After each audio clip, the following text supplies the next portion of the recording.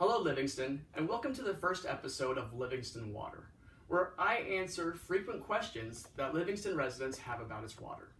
The most common question I've been getting as of late is, why is my water sometimes brown?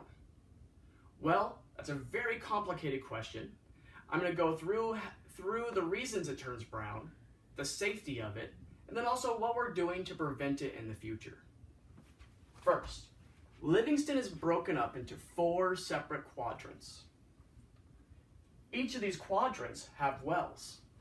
These wells may have different issues. Some have manganese, some may have high levels of arsenic, some may have higher levels of 1,2,3 TCP.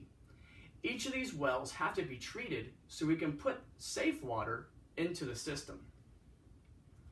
Now, there's different problems with our system that have to be addressed on a daily basis in order to keep our water clean and clear as you find in the tap. First issue is the lines. Some of our lines are old, and since we put chlorine into the lines, we'll get what's called scoring. And the scoring will take little pieces of the lines, whether it be plastic, metal, etc., and send it through the system. Once it gets to the end of the system, at stopping points or dead ends, there can become a buildup. The buildup is when you get a lot of this discolored water that can then be flushed back into distribution and temporarily come into your house as brown. So how do our water warriors, our great public works department, fight this? What they'll do is flush the lines. You may have seen this at the fire hydrants. They'll open up the fire hydrant and let this buildup out. That is one way we help prevent the discoloration of water.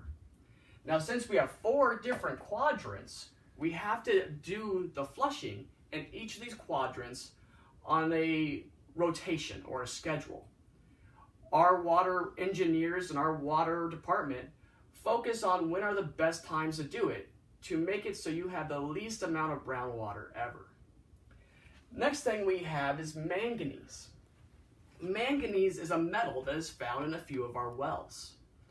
Now, manganese, when combined with chlorine, will have a chemical reaction, and this chemical reaction will turn your water brown. So, Alex, how do we fix these problems? Well, let me tell you, our water warriors work extremely hard to keep your water clean and clear. One thing they do beyond the flushing is they daily monitor all of the wells. These wells are very complicated systems. In fact, they have huge computer systems inside our wells monitoring them and helping filter out the different constituents.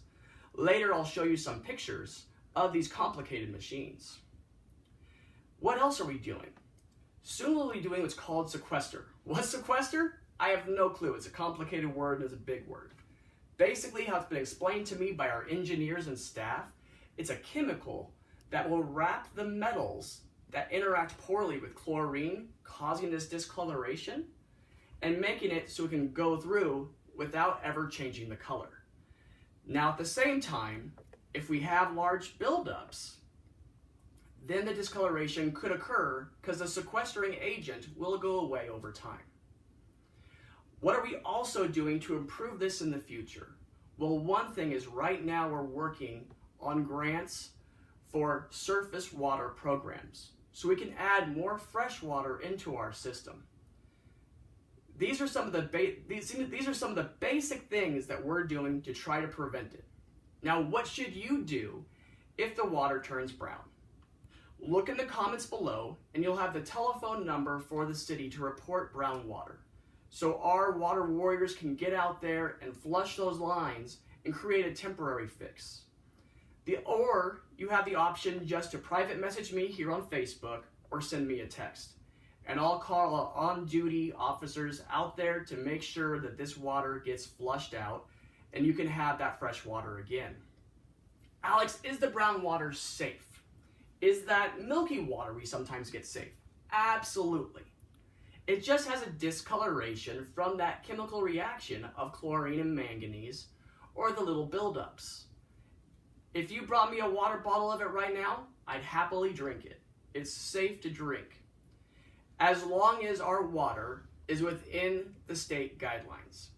Every once in a while, Livingston will exceed those guidelines, and if you drink the water 1 liter a day for 70 years, you have a 10% higher risk of certain types of cancer.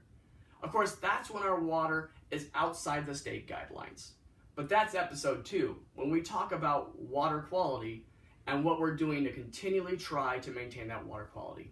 So thank you for watching the first episode of Livingston Water. If you have questions, please leave them in the comment section. I don't have the answers to everything, but I can work with our engineers to get you those answers. Have a great day, Livingston, and keep on drinking the water from the tap.